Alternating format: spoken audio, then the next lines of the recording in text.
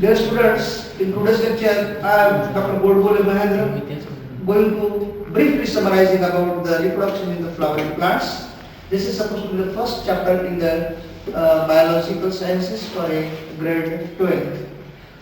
We are going to talk about some of the important androecium and gynoecium. Since the prehistoric time or the immemorial days, the man was looking to the flower as a beauty, for a beautification and for to exchange the feelings and welcoming to each other. But how the biologist looks to the flower, biologists are looking to the flower as a reproductive site.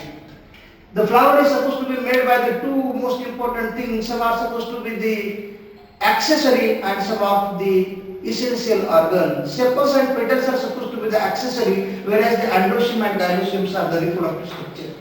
The androecium is representing, these are supposed to be the stalks or these are the stamens. The stalks, or we can call it as a androecium, and the gynoecium is representing the female reproductive organ. In today's lecture, it is not possible to discuss about both the issues, either the gynoecium and androecium, and only we are going to dealing to summarize about only the androeciums.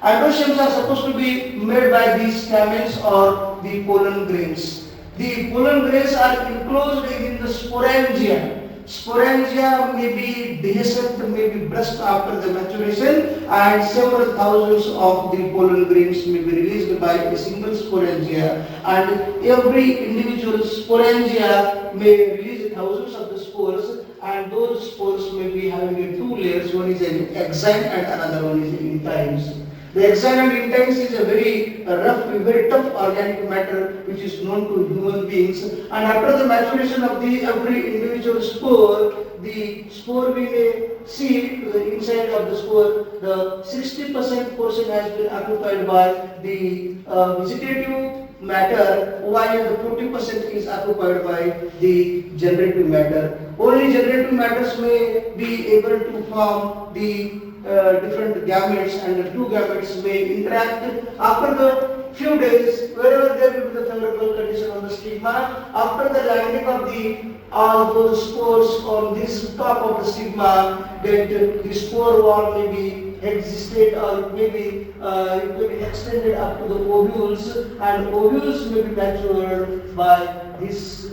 pollen grain. Pollen grain are very important to preserve the extinct species, and those can preserve as well as the semen of the animals. We can preserve it thousands of the years for the regeneration of the another species under the liquefied 190-degree nitrogen. As a liquefied nitrogen is very important for the preservation. Thank you.